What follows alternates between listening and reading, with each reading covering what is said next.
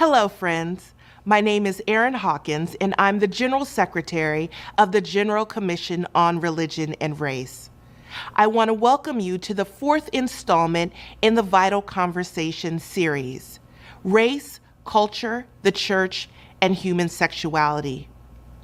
Given the current discussion in the United Methodist Church around the ordination and marriage of gay, lesbian, bisexual, transgendered, and queer persons, we offer this resource for your discernment. There are those who question why G-Corps is involved in the conversation about human sexuality. To this we say, as the agency responsible for lifting up the voices of those historically marginalized, we believe that any discussion about the future of this denomination must include those voices. We encourage you to watch these videos and to discuss them with those in your church and community, as together we discern a way forward.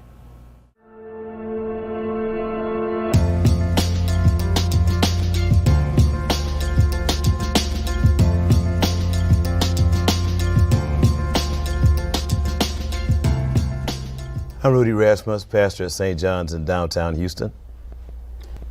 Vance P. Ross is my name. I'm the pastor of the Central United Methodist Church, Atlanta, Georgia, church at the heart of the city with the city at heart. This is a very, very peculiar time in the life of the church, as there's such a focus on human sexuality, where we're going to go, in fact, a committee called The Way Forward. Fascinated by this, in that we're supposed to have, as I understand it, a certain mission that's priority.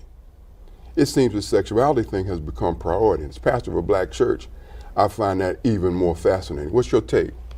You know, Vance, I don't understand it. You know, I showed up to Christianity 28 years ago. Ended up pastoring a church 2 years later. Yeah. And in my life before pastoring the church, like the people where I worked and served could care less. Yeah. But it seems like the place I serve now, and in terms of the context being the church, people care a lot about human sexuality. And you know, I've never really been able to zero in on what's the real issue here. You know, I've looked at it in from every possible vantage point, and really all I see is fear. Yeah, fear, and there's got to be some kind of power deal, because the mission of the church supposed to be making disciples of Jesus Christ, and that to change the world. Right, right. Well, if you're spending all this time in other folks' bedrooms, how does this become your mission?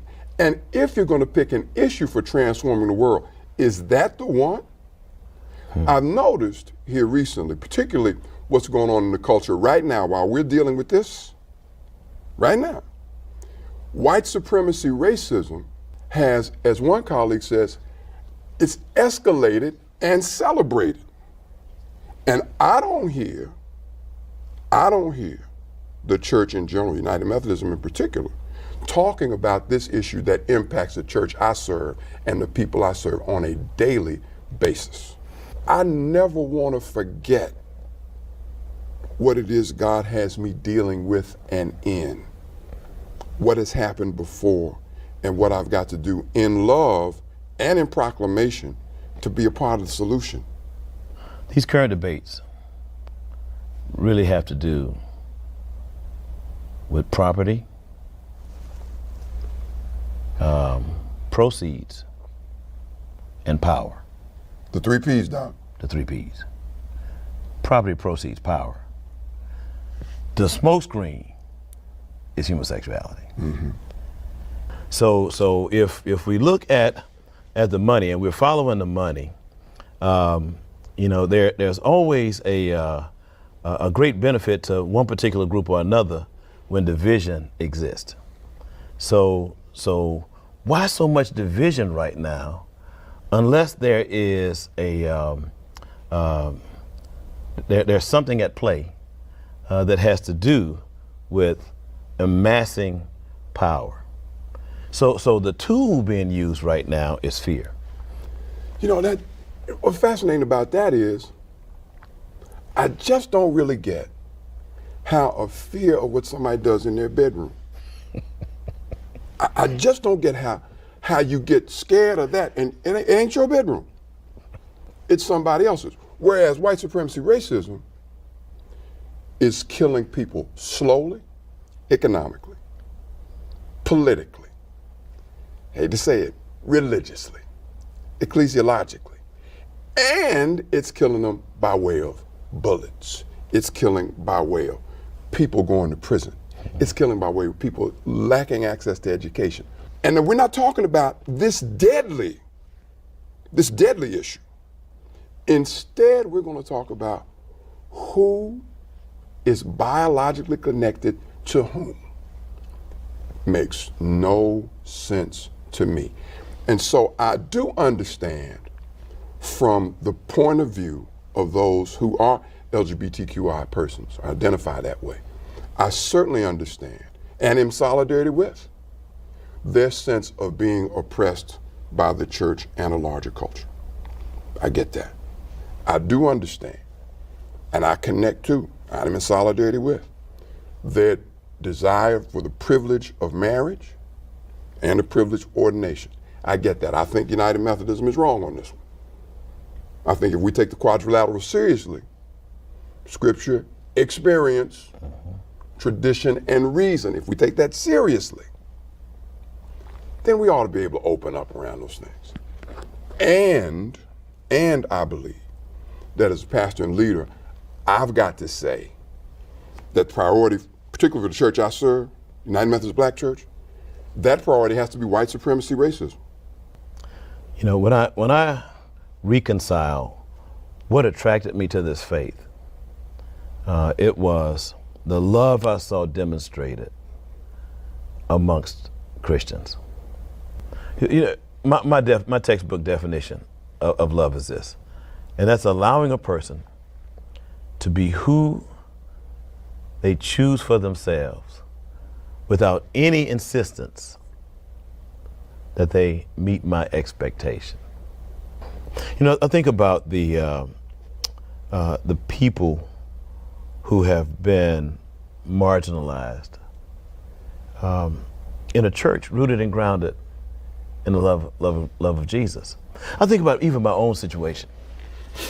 I pastored a church in downtown Houston, and over these last 26 years, I will tell you, I have been surprised as to how this crowd that I know, based on my own experience, have been marginalized in life, could at any point champion the marginalization of another people group. Isn't it amazing? You got to find somebody to be against, somebody to put out, somebody to push out, and somebody to keep out. So what's fascinating about this whole debate and argument? You're following the liberating love of Jesus of Nazareth, right?